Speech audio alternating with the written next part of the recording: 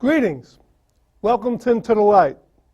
My name is Schmid, and today's topic is Adventures with God.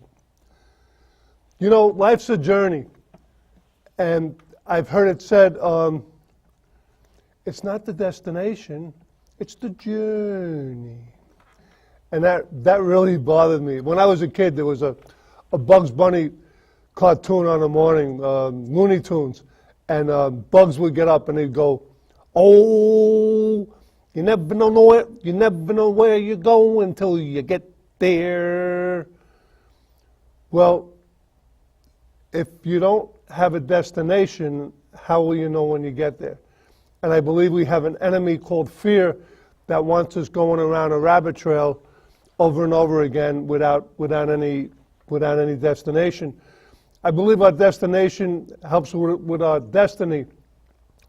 God says, "I know the plans I have for you, plans for hope in the future and expected end. And I'll never leave you, and I'll never forsake you." And there was a time my dad had died, my mother was dying, my girlfriend got married to somebody else, and I had knee surgery all within 3 weeks. And I was having a really difficult time. And I got hungry. And the Chinese restaurant was about a mile away from my house. And I went there, and I'm going there, and it's a Saturday night, and it's in July, early July, and by Forest Park and Woodhaven by Victory Field over there, I see a flyer, and it says, "Healing service tonight." So I walk past the Chinese restaurant. I go to St. John's Lutheran Church on Myrtle Avenue, and there's a message, and it was hot. It was like 110. There might have been 30 people there. It was really hot. And I heard a message, and it said, "My sheep know my voice, and the voice of another I will not follow." I says, wow. I got that. So they had like an altar call, and I went up. And I had seen things on TV where people were like, looked like they were being pushed, or I thought they were getting paid to lay down on the floor and everything. And I didn't buy it, but I heard, "My sheep know my voice, and the voice of another they will not follow." And I'm laying on the floor, and I had this feeling that everything was going to be okay. But it wasn't okay then. I didn't know when it was going to be okay, but I just knew it. And I slithered back to my pew. I stayed for the remainder. I got Chinese food after. I went home, and Monday, I went and told everybody at work that I met Jesus in church, and they didn't want to hear about Jesus. So I didn't tell them anymore. On this journey, you too can hear that same voice that, He loves us with an everlasting love. And He so loved the world that He sent His one and only Son to die for us so that we could live with Him for eternity. And it's as simple as believing in your heart and confessing with your mouth that Jesus died so you could live. And it's being blessed to be a blessing to others. I've had numerous stories, probably a book, and I guess sometimes you give notes to a copywriter or something, and they help you do a book. And life's a journey, and we don't have to go it alone. And we're going to meet teachers, we're going to meet friends, we're going to meet lovers, we're going to meet husbands and wives on this journey, and it's a wonderful journey. It's full of wonder. And I may not always understand it. There was a time when I wasn't working, I had lost my job, I was behind on my rent, and I had an opportunity to go to Hollywood. And my landlord found out I was going to Hollywood. I wasn't working. I was behind on the rent. He wasn't happy. He says, "So you think you're going to be a star? You can't pay your rent, but you're going to Hollywood." And I met up with a childhood friend from Queens who moved to Santa Rosa, and he took me and my friend out to dinner at a premier steakhouse. And we caught up on old times and everything, and not only did he pick up the tab, but he made a phone call. And he made a phone call to a friend in New York. And as a result of my trip to California, I wound up getting a union job working in a hotel in Manhattan. And then gradually I would pay some of my rent, you know, but had I not gone, I don't know if I would have told Billy over the phone that, you know, I wasn't working. So things work out in God's time. A couple of years ago, I went to Fort Worth, Texas to a convention in the convention center, and I heard a voice that said, "Go to the book table now." So I go to the book table, I'm sitting over there, and a guy comes over, he says, "I want to become partners with this ministry." I says, "Well, you know, they're not here right now, but I'm sure they'll be here shortly," and everything. And there was something different about this guy. And I would later find out that God told him, "Go to the book table now." And he was a pastor and a church planter from Africa who planted 10 or 12 churches in Nigeria, in Cape Town, in places in Africa. And we became friends, and I told him about Into the Light. And in July of 2016, he was one of my guests on the show, and all because his assistant didn't want him to go. He thought it was nuts, you know, and Pastor Bawali just felt strong in his spirit that he was supposed to go to the book table. And the same God that created the heavens, he speaks in that still small voice. He doesn't have call waiting, you know, and you never get a busy signal. You know, when he walks with us and he talks with us and he tells us that we're loved and that we're his own, you know, and for somebody who grew up thinking he wasn't deserving of love and didn't know what love was, and love was something that your girlfriend told you when you told her, "Yeah, I love you too," because you knew something good was going to happen. That wasn't love.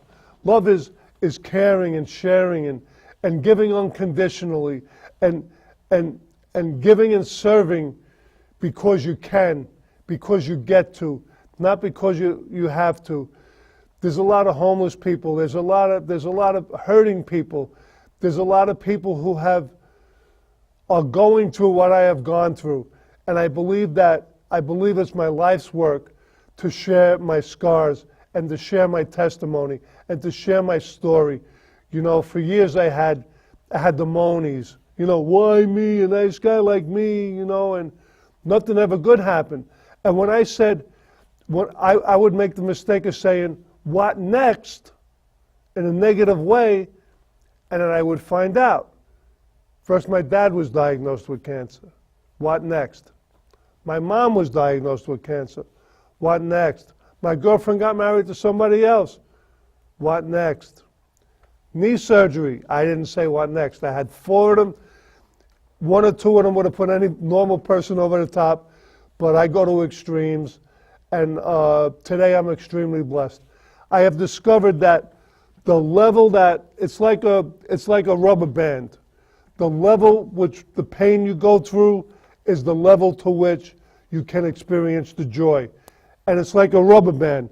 If you take the rubber band and you pull it all the way down, that's the pain.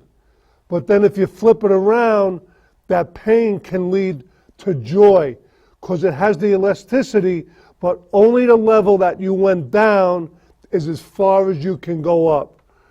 You know, so that was eye-opening to me. I had gone to a bereavement group, and the guy was a funeral director, and he said, you know, I said, "My plate is full." He says, "Ask God for a bigger plate." And I wanted to smack him, you know, ask God for a bigger plate, you know. And we got along after that, you know, and I went back and I was at work and I thought I was having a nervous breakdown, and my boss come over to me and he said, Barney, what's going on? I said, Jerry, I'm having a nervous breakdown. He says, your dad died like 5 weeks ago. He says, you're grieving him, you know, you're missing him. My dad worked for the same company. And he says, you need a bereavement group. And I made a phone call. I had made 13 phone calls to try to get a psychiatrist, and I couldn't. And I made a phone call to my old church, and once a month on a Thursday, they had the bereavement group. And God in His infinite wisdom allowed me to make the call when I needed the most, and it was that night at St. Mary Gate of Heaven Church in Queens, which was about a mile from where I lived on over by Atlantic Avenue.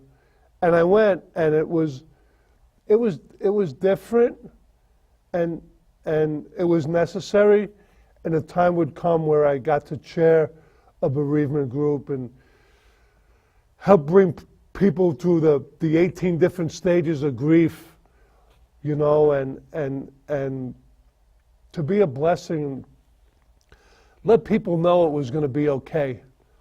You know, I had said a prayer. I said, God, send me anywhere, but don't send me to Staten Island. On July 2nd, 2012, He sent me to Staten Island.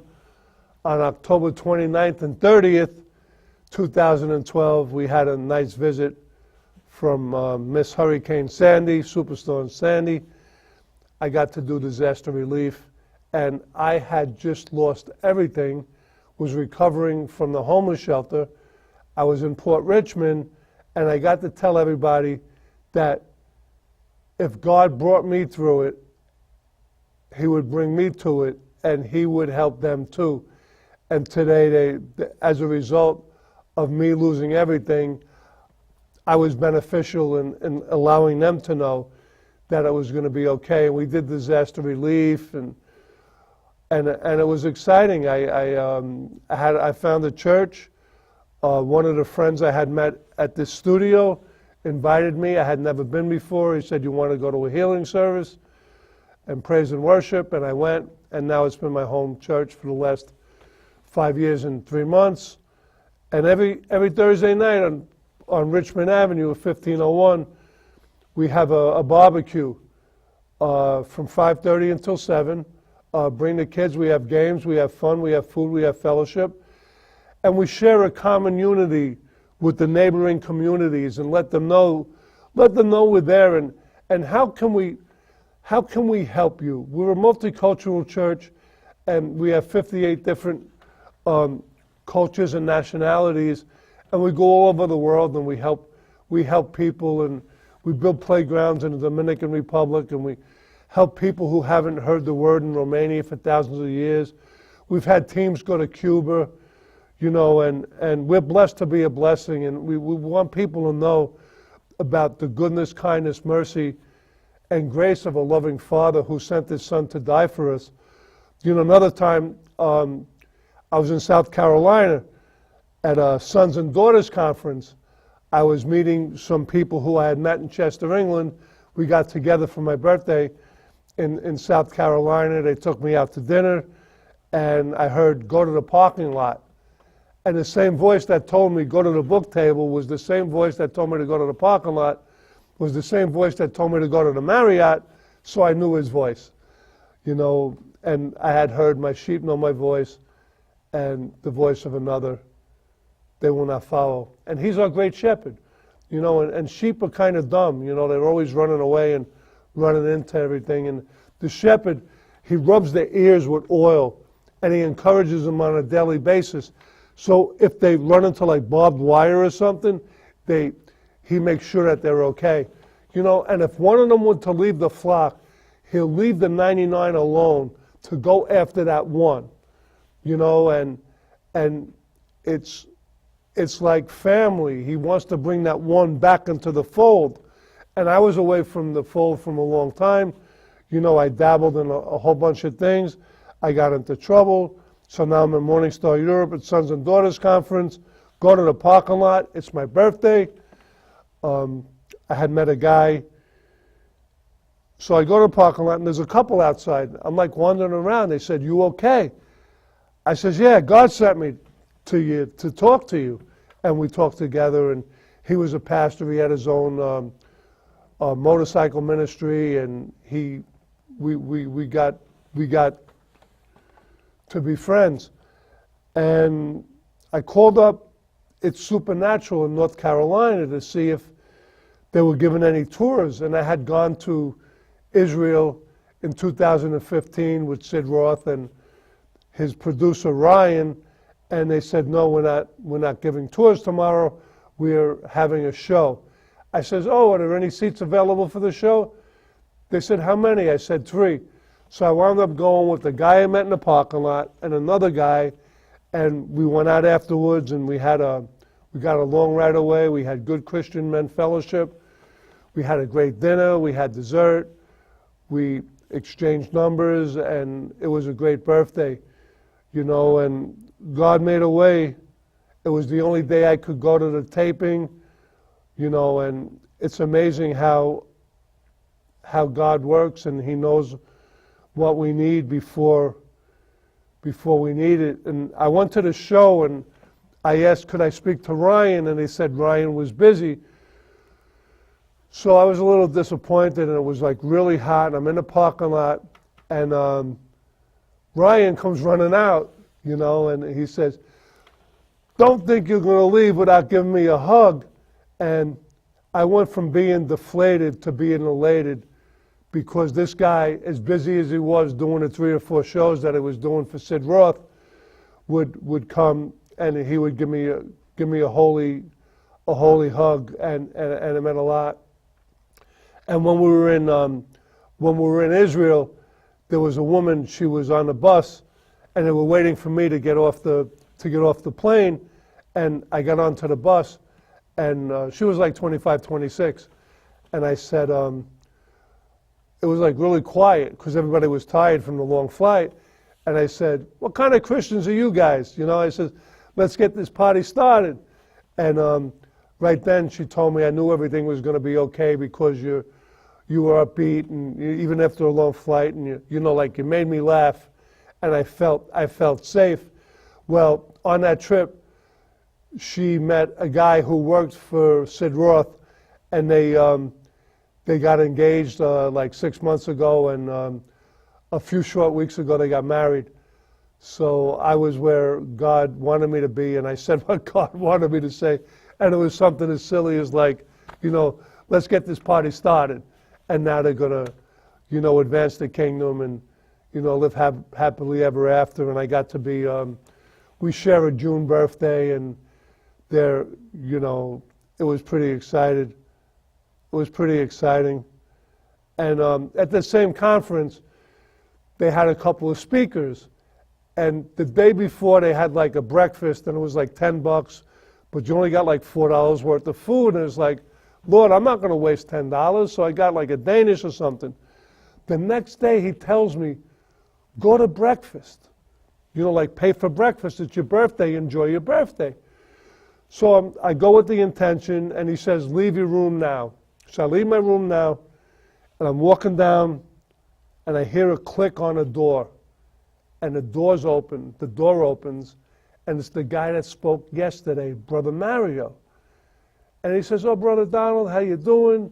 He says, "I was doing my morning devotions, and the Lord told me, stop doing your devotions and go share my love with somebody." And I was the recipient of that love from Brother Mario. He introduced me to his mentor, who was a coach, a college coach who spoke at the conference, and the coach got up and left. He says, "I'll be right back." He came back. He gave me one of his books. I had a great birthday. I went out with the people from England, and all because I said yes to God and his great adventure. It's not always fun. When I was in the homeless shelter, it wasn't fun, but it was necessary. And I get to share with you nice people. It reminds me of Fred and Barney, Fred Flintstone and Barney Rubble, and they're auditioning for a TV show or something, and Barney's sitting on Fred's lap, and he says, "Hey, Barn, say hello to the nice people." He says, "Hello, nice people. Hello, nice people." You know, so it's been a journey, and sometimes it's been a trip, but it's been an adventure, and there's been hills and there's been valleys, and I've discovered that I grow in the valley. And it's exciting. We went to Wales. We went horseback riding in Wales, and we were on the top of the mountain. We went to a castle in Wales. We went on a tour. We walked up the mountain, and I was free to be the person that God wanted me to be, and I didn't know what that was. I thought I was broke, busted, and disgusted. I was a liar, a cheat, and a thief. I had 3 sets of dice, 2 decks of cards, a racing form in my back pocket, and a can of beer. And I went to the shelter with the brothers from the hood and everything, and they looked at me like, "What you talking about, Willis?" And God gave me a sense of humor, and he made me tall. And I only speak the truth. My scars are from my battles. I'm battle scarred. Everyone has a testimony. I had to go through the test to have a testimony. I used to have the monies, and now I have a testimony. And I was at this conference in Fort Worth, and I went to this place that had a buffet, and it wasn't that great. So the next day, I'm going to the conference, and I'm running late.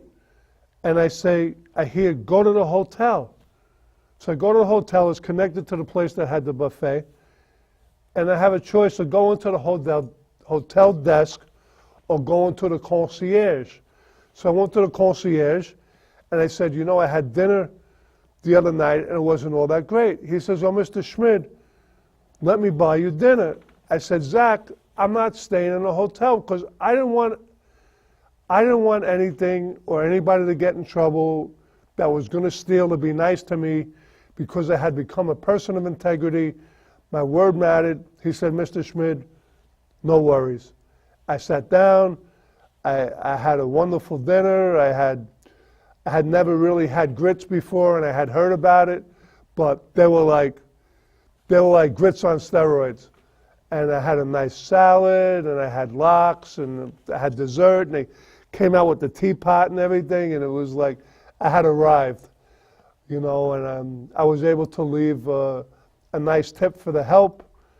I get to travel all over the world. I have contacts in China, in Africa, in India, in orphanages, and I'm looking forward to just the word, like, when can you come? Because I have an open schedule, and I just want to be where God wants me to be. I want to do what God wants me to do, and I want to say what God wants me to say. And it's that simple today. It's different. He's blessed me to be a blessing, and I'm grateful. It's been weird. It's been weird. And I was sometimes I go back and forth on a ferry, and I meet people on the train, and I had stayed in a hotel in Jerusalem in 2015, and I started talking to this woman, and I told her, I stayed at this hotel. "Oh," she says, "yeah, I worked in that hotel for 3 years." I says, "Oh, the one with the waterfall?" She says, "Yeah." And that's what happens to me on a daily basis. I say, "Lord, put me in the right place at the right time, surrounded by the right people, and please show me where to go, and please tell me what to say." And he's blessed me with the ability to speak and to communicate, because I never knew how to communicate. I was so busy talking. I was a member of the I know, "Ain't no sunshine when she's gone. I know, I know, I know." It's like 26 times they say I know. But I'm blessed today, and it's an honor and a pleasure to share my scars and my testimony. And you know what? They're healed. They don't hurt anymore. I'm blessed to be a blessing. And no matter how far down I've gone, I will see that somebody can identify with what they're going through, and not take it so seriously that I can share it, and maybe it'll be the healing salve or healing balm on a cut that goes deep, and it's all worth it. And if you're there and you're struggling with stuff, you could surrender and you could give your life to Jesus. And you know what? My life didn't change overnight. There was hills and valleys, there was bumps, there was mishaps, there was attempts on my life from the devil. 2 years ago, I almost bled to death in Staten Island University Hospital. The doctor saved my life. My blood pressure went down to 70. I lost 4 units of blood. They thought I was going to die on the table, but God had other plans. He knew I had to be here today, sharing the truth with you, and it's the truth, the whole truth, and nothing but the truth. In England, they call me the ambassador, and they call me Donald, the truth, because there's no falsehood, there's no lies. I'm not a schemer anymore. God, I want to share God's dreams for me. I want to travel the world. I want to meet people. I want to meet my brothers and sisters of Christ who are one big family, who are no longer orphans. And as we discover our identity, who we really are, and we get to play nice together, we can come into the Father's arms and let Him love on us and hug us and tell us that we love Him, and that if we go to His house, He says that the refrigerator's open, have anything you want. Growing up, I didn't have anything I want. We were not, it wasn't that great. I got through it. He's blessed me today. I get to help people. It's exciting. I'm grateful for all the people and staff at this place, and it's really good to be with you. And I'm thankful. I believe new beginnings are in the works. He who began a good work in me will be faithful to complete it.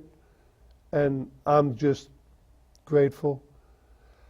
I want to thank everybody for watching. You can give your life to Jesus. You can come have a hot dog and a hamburger any Thursday night. We want to thank you for watching Into the Light. Be blessed, and we'll see you next time. God bless you.